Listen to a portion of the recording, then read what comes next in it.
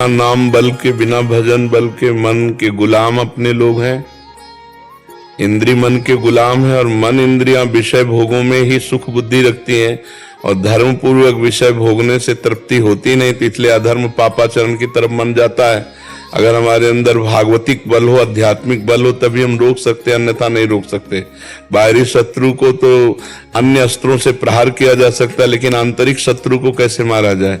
बड़े बड़े जो बाहरी शत्रुओं पर विजय प्राप्त करते रहे, वो भी आंतरिक शत्रुओं के गुलाम रहे।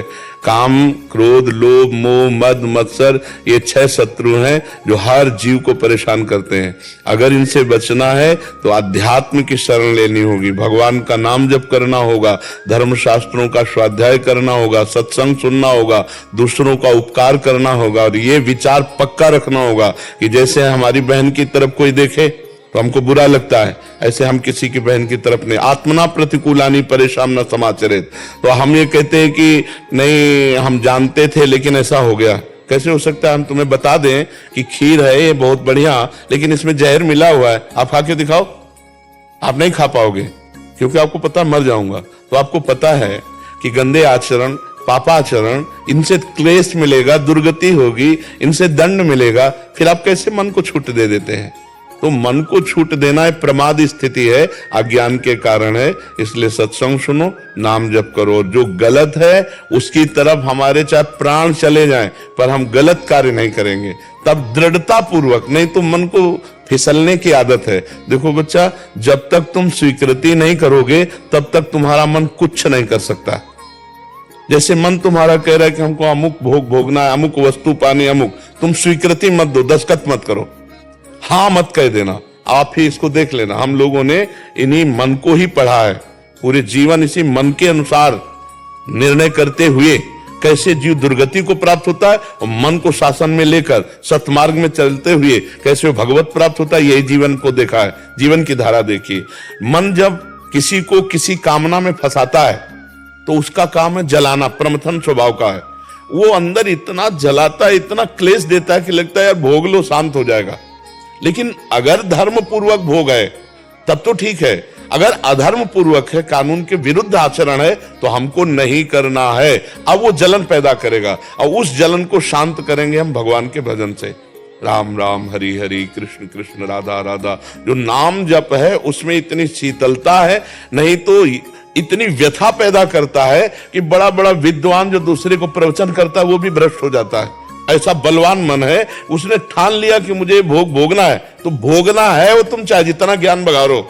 उसे रोका जा सकता है तो भजन बल से रोका जा सकता है। भगवान के नाम सुमिरन जितना अधिक करोगे उतना ही बल आएगा। यम ही न व्यथयन्ते ते पुरुषम पुरुषर शव सम दुखा सुखाधीरम स्व अमृतत्वाय कल्पते। जो मन के द्वारा दी हुई व्यथा से व्यथित होकर के गंदा आचरण नहीं करता है, उसे सह जाता है, सुख दुख में समान भाव रखता है, वो अमृत पद का अधिकारी होता है। अमृत पद अविनाशी, भगवत प्राप्त महापुरुष हो जाता है। और बिना बच्चा इसके पापाचरण होता रहेगा, और पापाचरण होता रहेगा तो जिंदगी संकट में पड़ जाएगी। 5 मिनट ऐसा आचरण, मान लो भगवान की कृपा भी खुला नहीं, 5 मिनट का आपका आचरण पूरी जीवन भर जेल भोगना पड़ेगा या फांसी की सजा हो जाएगी। ऐसे ऐसे आचरण करवा देगा ये कि 5 मिनट ऐसा आचरण होगा जो पूरा जीवन बर्बाद कर देगा। तो हमको मन का गुलाम नहीं बनना, हमको मन को अंकुश में रखना है। मन हमारे द्वारा न जाने क्या क्या करवाता रहता है। इसी को संभालने के लिए तो मानव देह मिला है। सुअर कुत्ता थोड़ी अपने को संभाल सकते हैं। संभालने के लिए हमें विवेक मिला है। हम मनुष्य हैं, हम सुधार सकते हैं और सुधर रहे। सत्संग और शास्त्र स्वाध्याय के द्वारा बहुत से सुधर गए। जिनको राम कहना नहीं आता था वो मरा मरा रट करके ब्रह्म ऋषि बन गए। तो हम लोग नहीं सुधर सकते? हम लोग निराश हो जाते हैं, मन के अधीन हो जाते हैं, इसलिए हमारी दुर्गति हो जाती है। ये कहने से काम थोड़ी चलेगा हम पापी, हम दुष्ट हैं, हम नीच हैं। ये कहने से काम नहीं चलेगा। जो तुम्हें पाप में लगा रहा है उसको पकड़ो। पापी कौन है? मन। उसको पकड़ कि आज से नियम लेता हूं, तू चाहे जितना जला मार दे, पर हम वो काम नहीं करेंगे जो नहीं करना चाहिए। अब जीत जाओगे। और वो मैं नहीं रह पाता तो फिर रहना पड़ेगा। ऐसे नहीं रहोगे तो जेल में रहोगे। पापाचरण बनता जाएगा, कानून विरुद्ध आचरण बन जाएगा, जेल जाना पड़ेगा। फिर मन को समझाओ। अब तो समझाना ही पड़ेगा। अब जेल के अंदर थोड़ी मनमानी कर सकते हो, तो पहले ही कर लो ठीक से। तो आगे ना ये जेल सही तो नरक।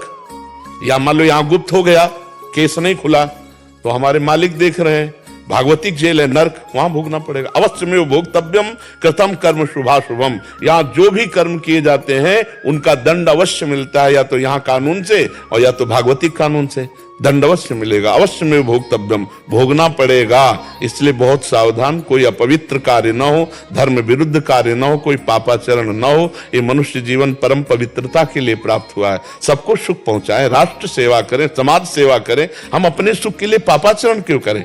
ऐसी राक्षसी वृत्ति उदय हो जाती है अपने सुख के लिए कि आप देखते हैं, समाचारों में सुनते हैं, माताओं बहनों के प्रति कैसा व्यवहार लोगों का हो जाता है, कैसा वो चोरी हिंसा, अपने भाई भाई के प्रति कैसा व्यवहार हो जाए, थोड़ी थोड़ी से बंटवारे में एक भाई दूसरे भाई को मार डालता है। ये सब क्या है? ये सब मन का ही तो खेल है, बुद्धि का ही तो खेल है। कैसे कैसे हिंसा जनित दोष हमारे अंदर उत्पन्न हो जाते हैं। अपने पूज्य माता पिता का अपमान करके घर से निकाल देते हैं, उनके ऊपर हाथ उठा देते हैं। ये आज समाज में क्या हो रहा है? ये जो हमारी मानसिक धारणाएं बन रही हैं, यही हमारी दुर्गति का कारण होगा। बिना अध्यात्म के, बिना सत्संग के सुधार होना कठिन है।